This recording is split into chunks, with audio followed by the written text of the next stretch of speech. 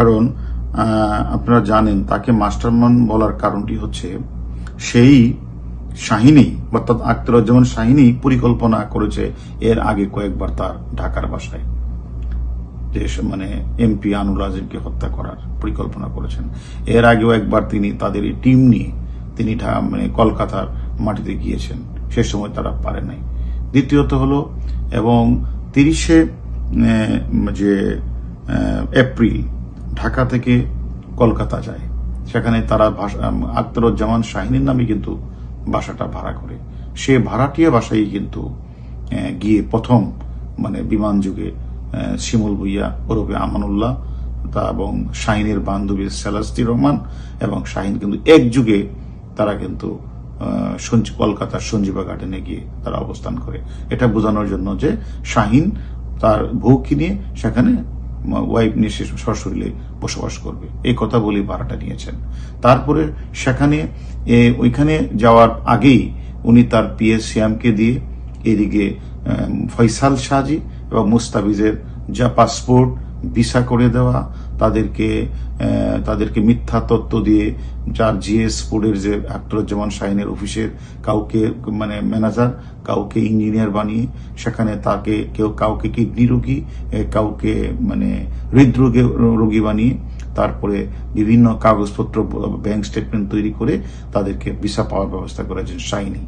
এবং ভিসা এবং পাসপোর্ট এবং ভিসা হওয়ার পরে তাদেরকে 20,000 টাকা দিয়েছেন শাহিনী যে তোমরা ওই রাস্তায় যেন তারা রেল যুগে চলে যায়, গিয়া যেন নিউ মার্কেট অর্থাৎ কলকাতার নিউ মার্কেট একটা হোটেল ভাড়া করার ব্যবস্থা শাহিন করে দেয়। এবং পরবর্তী পর্যায়ে এদিক দিয়ে আবার সিয়ামকেও সে নেপালে নিয়ে যায়, নেপাল থেকে বিহার দিয়ে অবৈধ পথে তাকেও কলকাতা নিয়ে যায়, সেখানে এক বাসায় রাখে এবং সিয়ামকে দিয়ে আবার বোম্বে থেকে জিয়াদ হাওলাদারকে নিয়ে আসে। এদিক দিয়ে আবার তারা বাসায় অবস্থান করে। অর্থাৎ যত কিলার আছে সবগুলি কিলারকে কিন্তু শাহিন বিভিন্ন মাধ্যমে তারা কলকাতায় একত্রিত করে।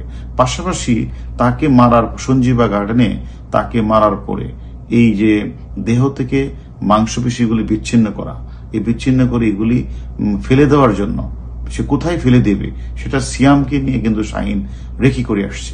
পাশাপাশি এখানে যে ক্লোফ্রম, এই ক্লোফ্রমটা কিন্তু শাহিনী কিনে দিয়েছে ফয়সালকে দেওয়ার জন্য, অর্থাৎ তাকে যেন অজ্ঞান করা যায়। যত যন্ত্রপাতি সবই কিন্তু শাহিন কিনে দিয়েছে। সবকিছু মিলে এছাড়া আমরা মনে করি যে শিমুল ভুইয়া সেলাস্তি যেন আবার চলে যেতে পারে বাংলাদেশে, সে টিকিট করে দিয়েছেন শাহিন।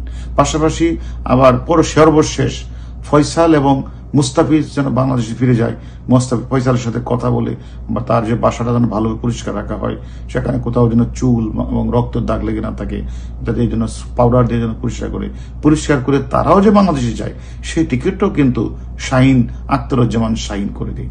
অর্থাৎ এই দিক দিয়ে সিয়ামের খরচ, সিয়ামকে আপার নেপাল ফিরিয়ে নেওয়া এবং পাশাপাশি শিমুল ভুইয়াকে এবং সিলাসিয়ামকে বাংলাদেশে ফিরিয়ে নেওয়া এবং ফয়সাল মুস্তাফিজকে সর্বশেষ টিকিট দিয়ে বাংলাদেশে ফিরিয়ে নেওয়া, সমস্ত কাজগুলি কিন্তু করেছেন হলো শাহিন। এই জন্য আমরা আপাত দৃষ্টিতে তদন্তের প্রাথমিক পর্যায়ে আমরা শাহিনকেই মাস্টার মাইন্ড আমরা মনে করছি এবং শাহিনই এর মূল পরিকল্পনাকারী, আর ঘাতক দলের মূল সমন্বয় দায়িত্বটা পালন করছে হলো শিমুল ভুইয়া। সবকিছু মিলে আর আমরা আরো অনেকের 164 অনেকের নাম আমরা পেয়েছি, সকল কিছু মিলে আমাদের টিম তদন্ত করছে।